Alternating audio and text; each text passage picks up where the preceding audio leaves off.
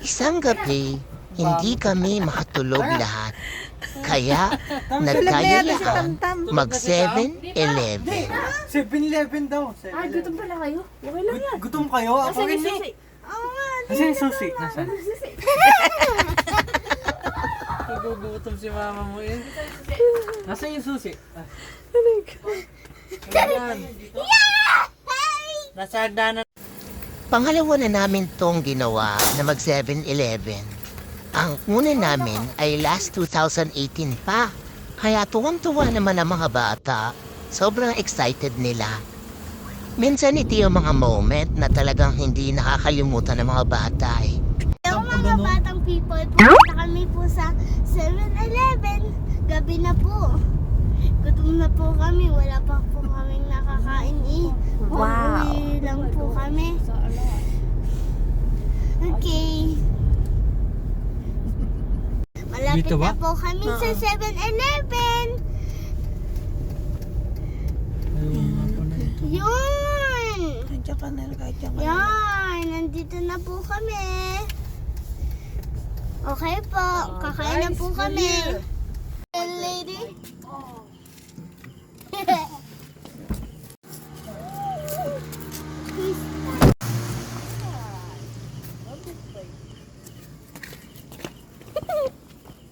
Papa. Hi guys. It's beautiful here. Hello, madlang people! Nandito na po kami. Excited na po kami. Hello, batang people. Okay, hanggang tingin na lang muna kayo ha. Bawal, baka manuno, bawal ang turo ng turo. Baka manono ang bulsa ng mama. Mama, Ashupa.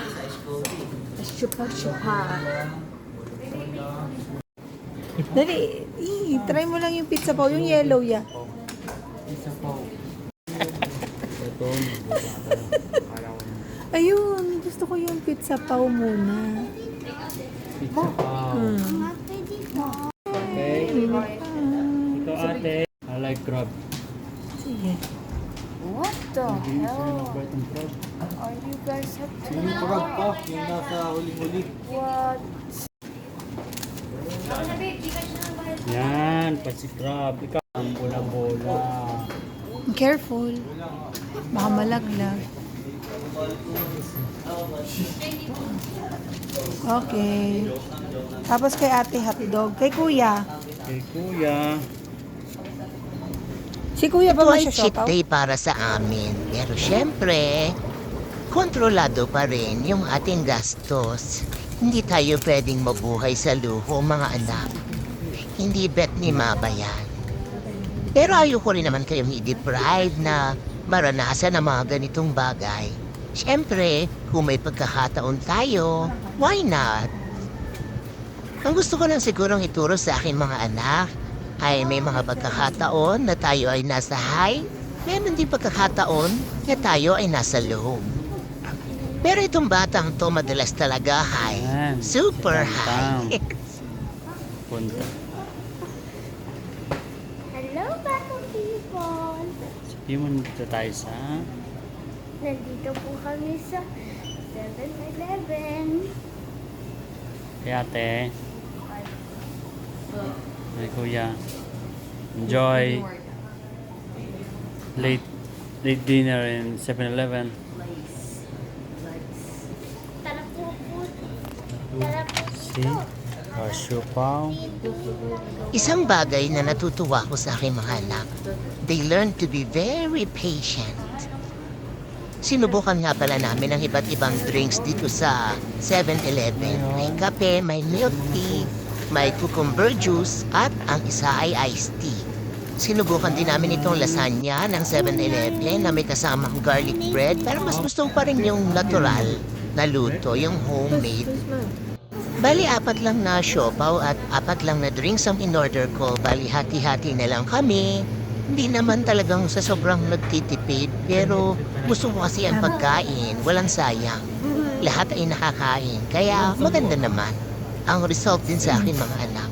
Natututo silang magpahalaga sa bawat butil ng pagkain na kinakain nila.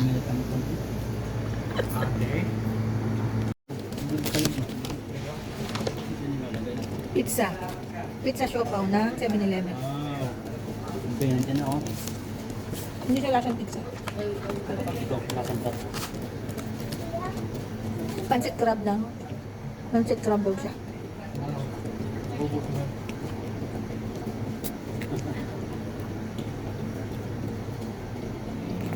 Sarap.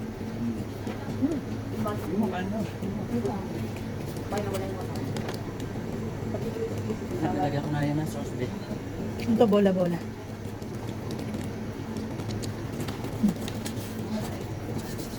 Tingin. Yung pet mama to. Ano yan? Adobo. Iba natin. Kuya. Anong pet mama yung crab? Pancit crab siya. Crab. Basang adobo. Lasang kon sa crab. Gusto ko yung crab. Lalamig na ako. Jacket mo. Lamig. Hindi nyo nga pala natatanong, stockholder nga pala ako ng mga sauce pack sa iba't ibang fast food restaurants dito sa Pilipinas. Kaya itong 7-Eleven, hindi yan maaaligtas sa akin. Tapos itong bunso ko, naubusan na ng sauce kasi naisubi na ng nanay ang sauce niya. Ano ba yan? Meron pa din. Yan.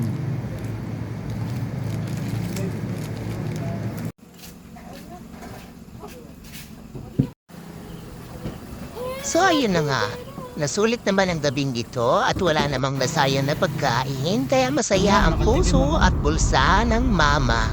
Saan Yun lang, happy life, Bakit happy lagi ka nanays, bye!